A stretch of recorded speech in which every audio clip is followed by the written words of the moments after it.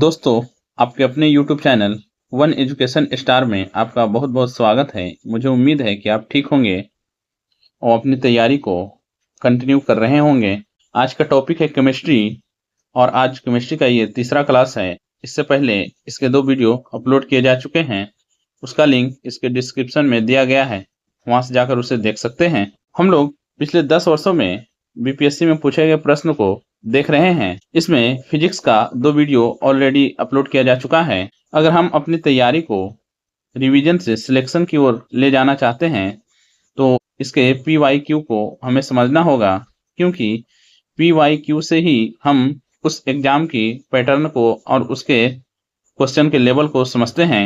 Exam का date भी करीब है, इसलिए थ्योरी से ज़्यादा इम्पोर्टेंट चीज़ है PYQ, और इसका जितना ज़्यादा से ज़्यादा रिवीजन कर सकते हैं, जो आपके लिए काफ़ी बेहतर साबित होने वाला है। अगर आप इस चैनल पर नए हैं तो प्लीज़ इसे सब्सक्राइब कर लें और बेल आइकन को प्रेस कर लें, ताकि मैं जब भी इसका वीडियो अपलोड करूं तो उसका नोटिफिकेशन सबसे पहले आपको पहुंचे।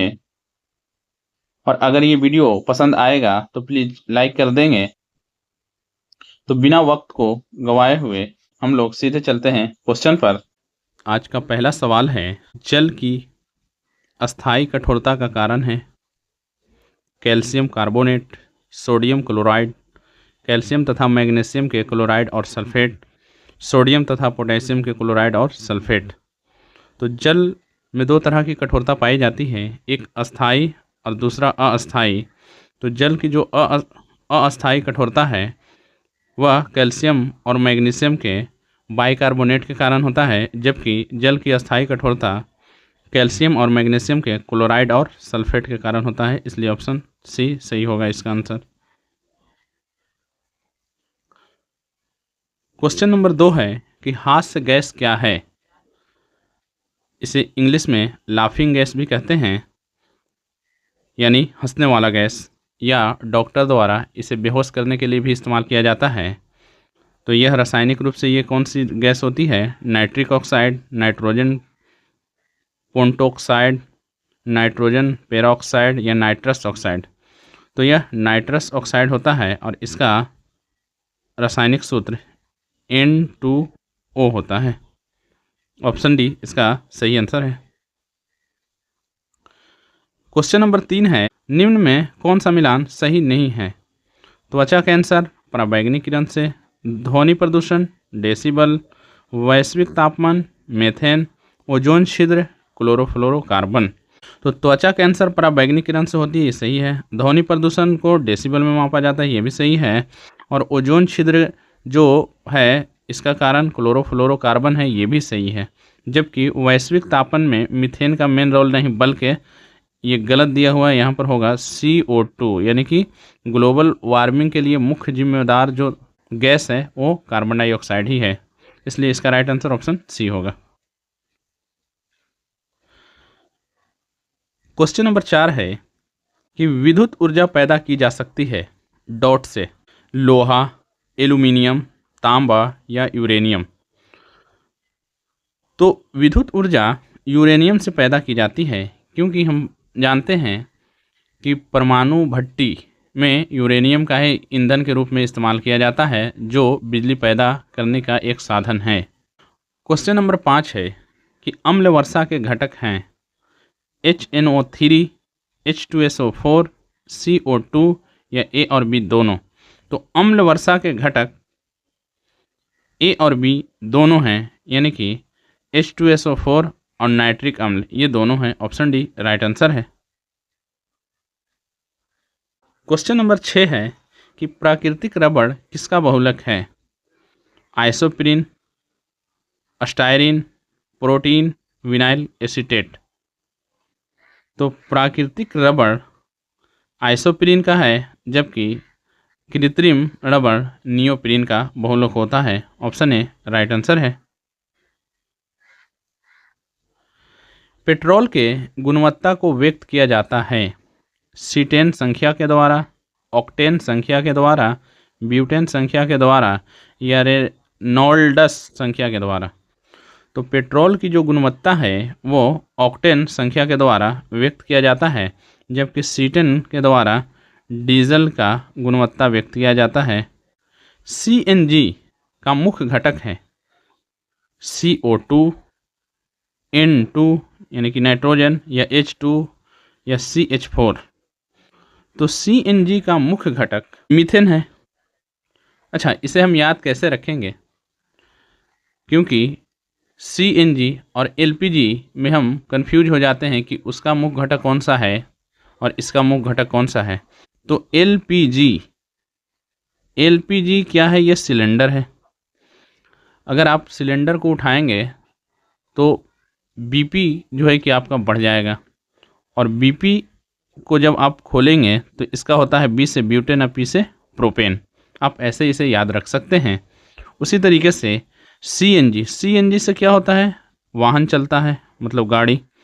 तो गाड़ी आजकल किस माध्यम से चलाया जा रहा है? मैप के माध्यम से, MAP यानी कि मैप के माध्यम से। तो इसका ये घटक होता है, M से हो जाएगा मीथेन, A से हो जाएगा एथेन और P से हो जाएगा प्रोपेन। तो सीएनजी का मुख्य घटक मीथेन होता है, उसके बाद इसमें एथेन और फिर प्रोपेन पाया जाता है, जबकि एलपीजी का मुख्य घटक ब्यूटेन और उसके बाद क्या पाया जाता है? प्रोपेन। इसलिए यहाँ पर इसका राइट आंसर ऑप्शन डी होगा। ऑक्सीजन अनुपस्थित होता है डॉट में, किरोसिन में, कांच में, मिट्टी में या सीमेंट में। तो ऑक्सीजन किरोसिन तेल में अनुपस्थित होता है। ऑप्शन ए राइट आंसर है। एंटीबायोटिक औषधि का एक उदाहरण है एरिस्पिन, पैरासीटामोल, क्लोरोक्वीन या पेनिसिलिन। तो एंटीबायोटिक औषधि का एक उदाहरण पेनिसिलिन है, और यह सबसे पहला एंटीबायोटिक भी है, और इसकी खोज अलेक्जेंडर फ्लेमिंग ने किया था। एंटीबायोटिक से एक और भी चीज़ ध्यान रखना है कि यह वायरस पर काम नहीं करता है, मतलब विषाणु पर यह कारगर नहीं है। किस पदार्थ को एक अन्य पदार्थ के साथ गर्म करने पर अम्ल बनता है? Sodium chloride, potassium chloride, rubidium chloride या अमोनियम क्लोराइड। तो सोडियम क्लोराइड को अन्य पदार्थ के साथ गर्म करने पर अम्ल बनता है। ऑप्शन ए राइट आंसर है। जस्ते से बनता है विद्युत बैटरी, इस्पात, फर्नीचर और या बस। तो जस्ते से विद्युत बैटरी बनता है, यानी कि जस्ते का यूज विद्युत बैटरी में किया जाता है। ऑप्शन ए राइट आंसर है। यूरेनियम से क्या बनता है? चम्मच, दवाइयाँ, बिजली या पैसा। तो यूरेनियम से बिजली बनता है। ऑप्शन सी राइट आंसर है। द्रवीभूत घटकों को उपयुक्त पदार्थ पर अधिशोषण द्वारा अलग करने की प्रक्रिया कहलाती है? सेंट्रीफ्यूगेशन, विसरण, क्रोमैटोग्राफी या आसवन। मिश्रण के विभिन्न द्रवीभूत घटकों को क्रोमैटोग्राफी के द्वारा अलग किया जाता है। ऑप्शन सी राइट आंसर है। क्वेश्चन नंबर 15 है कि एक्सरे में अक्षर X का मतलब होता है एक्सप्रेस, अनुलोम यानी अज्ञात, इंफ्रारेड या जेनॉन। तो एक्सरे में अक्षर X का मतलब अनुलोम यानी कि अज्ञात होता है। ऑप्शन बी राइट आंसर है। क्वेश्चन नंबर 16 है कि वाटर गैस डॉट का मिश्रण होता है कार्बन मोनोऑक्साइड और हाइड्रोजन, कार्बन मोनोऑक्साइड और ऑक्सीजन, कार्बन मोनोऑक्साइड और नाइट्रोजन या कार्बन डाइऑक्साइड और हाइड्रोजन। तो वाटर गैस जो है वो कार्बन मोनोऑक्साइड और हाइड्रोजन का मिश्रण होता है। ऑप्शन ए राइट आंसर है।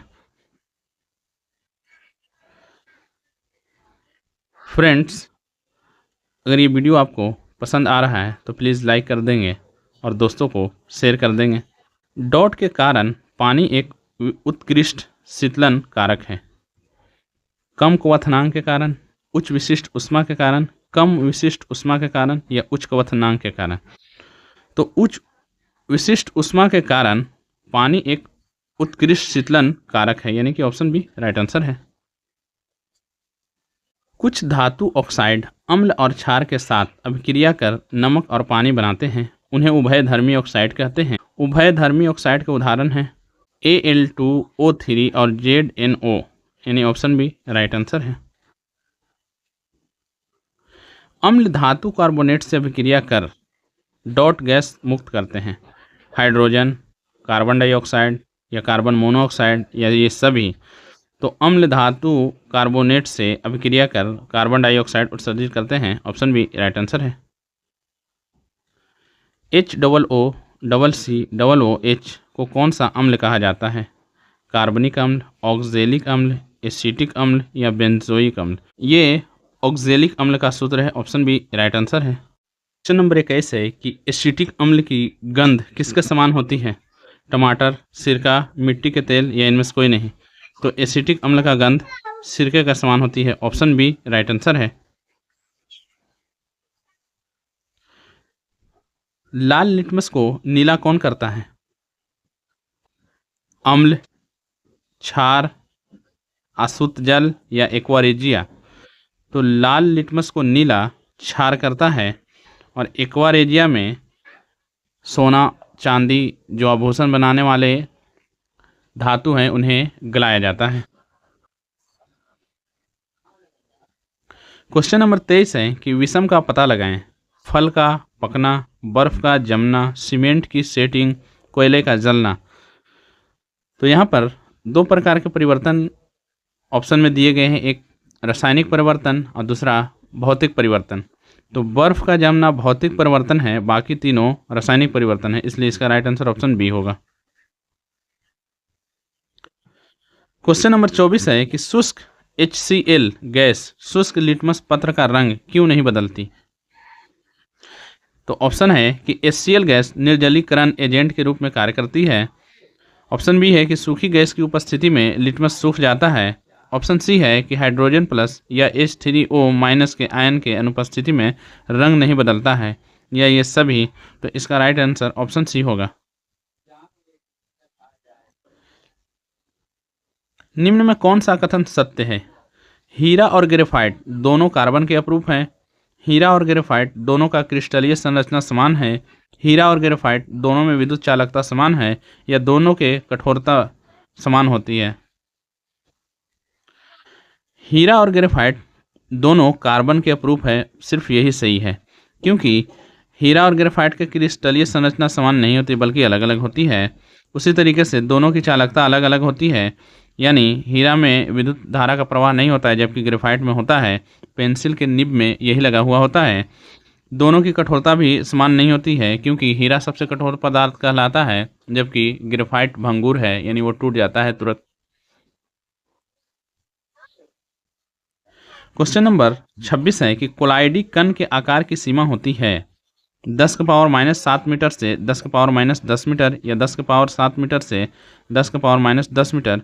तो इस तरीके से इसकी आकार 10⁻⁻7 मीटर से 10⁻⁻10 मीटर होती है। ऑप्शन ए राइट आंसर है।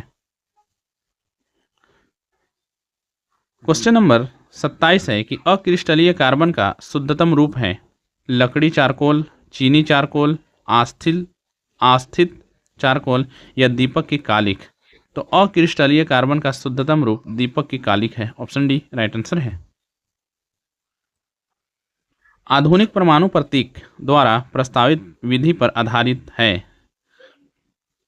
बोर, बोर्जिलियस, डाल्टन या थॉमसन। तो आधुनिक परमाणु प्रतीक जो है वो बर्जिलियस के संकेत के द्वारा हम लोग समझते हैं।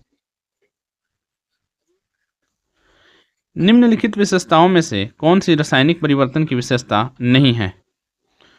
अनुत्क्रमणीय होना, ऊर्जा का अवशोषण होना, नए पदार्थ का बनना या ऊर्जा में कोई न्यूनल परिवर्तन नहीं होना।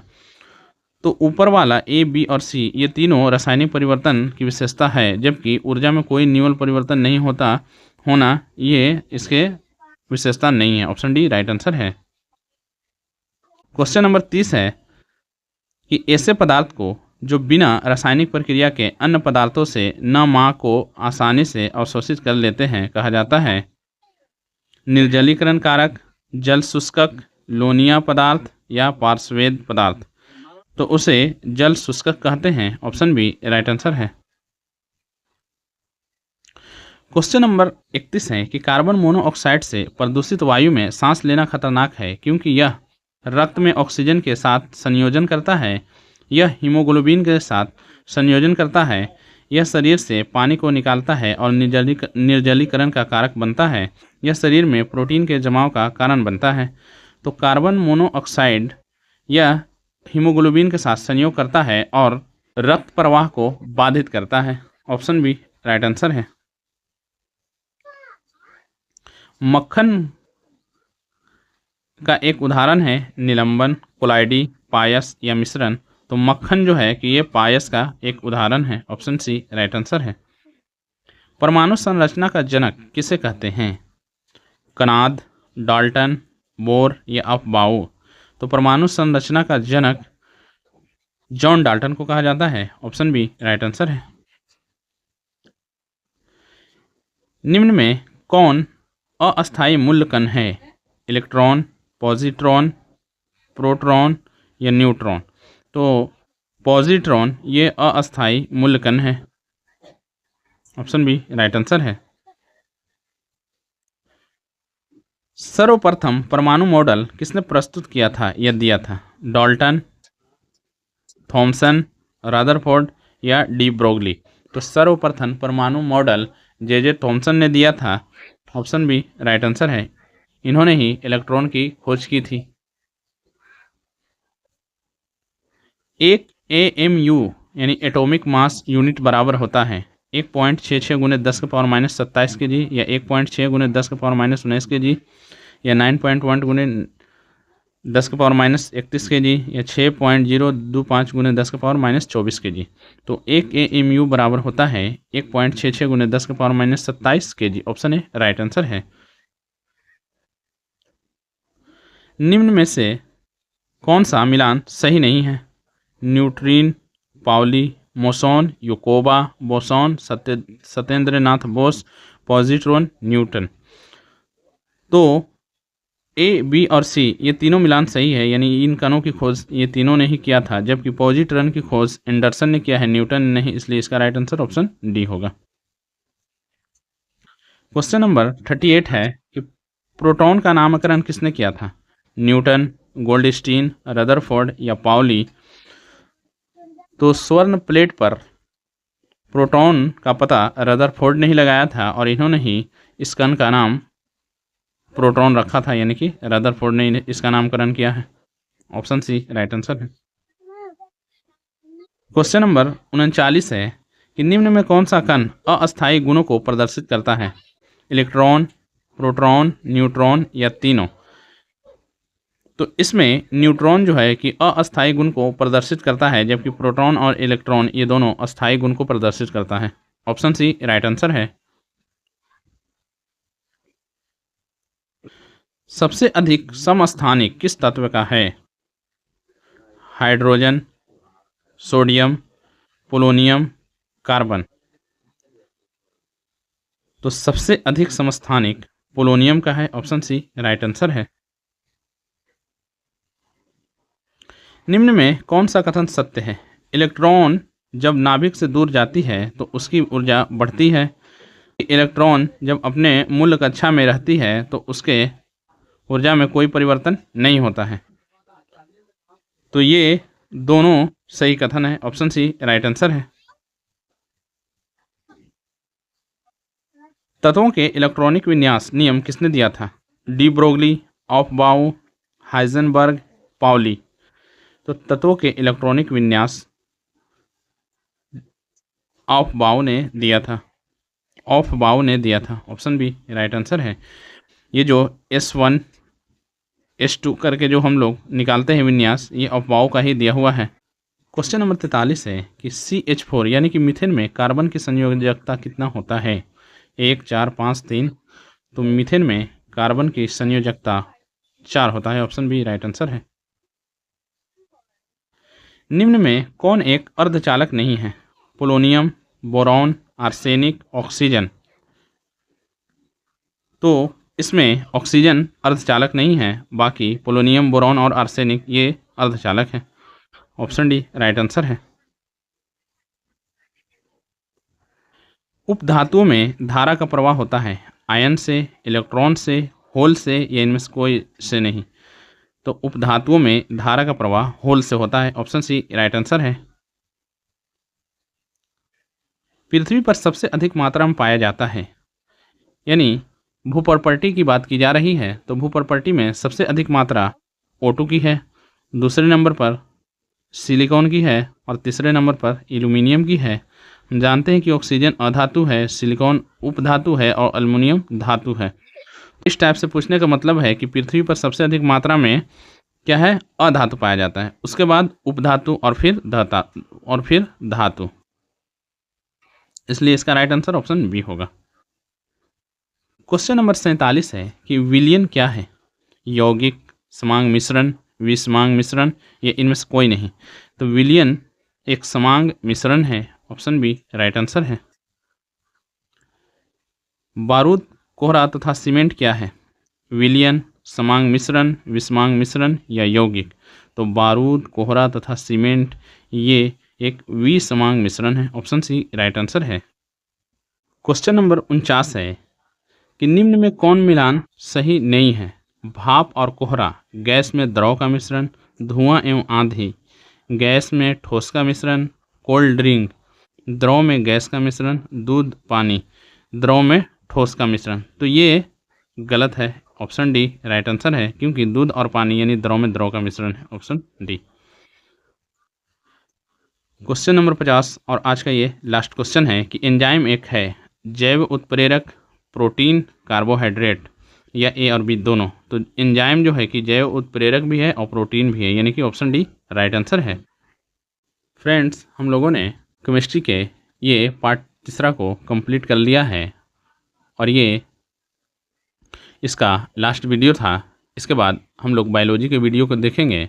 आपको ये वीडियो कैसा लगा ये कमेंट करके ज़रूर बताएंगे। मिलते हैं इस सीरीज के अगले पार्ट यानी कि बायोलॉजी के पहला क्लास को लेकर के। शुक्रिया।